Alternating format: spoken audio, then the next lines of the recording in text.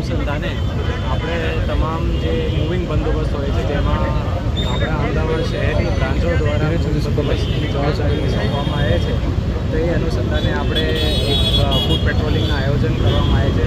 Crime branch દ્વારા સતત દરરોજ મોડા રાત પણ ચેકિંગ, બોમ્બિંગ, ફૂડ પેટ્રોલિંગ કરવામાં આવે છે. આજે તમામ બ્રાન્ચોના અધિકારીશ્રીઓ પણ ભેગા થઈને માનનીય જેસીપી સાહેબની અધ્યક્ષતામાં આપણે ફૂડ પેટ્રોલિંગ રાખવામાં આવી છે, જેમાં તમામ પ્રકારનું સંવેદનશીલ પોઈન્ટ ચેક કરવામાં આવી રહ્યું છે. તે સાથે સાથે આપસો મીડિયાના ભાઈઓ મારફતે આપણે એક સંદેશ મોકલવામાં આવી રહ્યું છે કે આપણે અત્યારે ક્રાઇમ બ્રાન્ચ દ્વારા જે સીસીટીવી પ્રોજેક્ટ છે, જેમાં પબ્લિક સેફ્ટી એક્ટ 2022ના અમલીકરણ કરવામાં આવી રહ્યું છે, તે અનુસંધાને ઘણા બધી જગ્યાઓ લોકોનો બહુ સારા સહકાર મળ્યા છે અને તેમના દ્વારા સીસીટીવીઓ પણ ગોઠવવામાં આવેલું છે.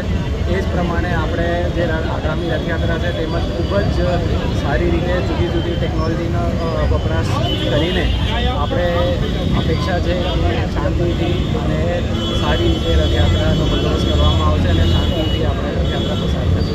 ટેકનોલોજીનો ખાસ પણ જે હોટલોમાં ચેકિંગ કરવામાં આવ્યું છે ગઈકાલે એસઓજી દ્વારા 3 જેટલા ગુના દાખલ કરવામાં આવેલા. આગામી સમયમાં કઈ રીતે હોટલોની અંદર કઈ કઈ બાબતોનું ચેકિંગ?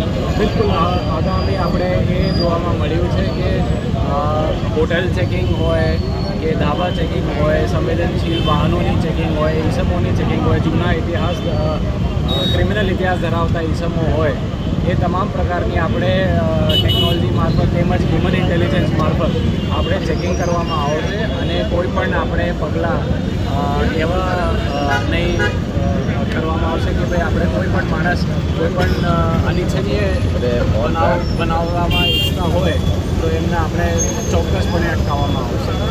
ઓકે.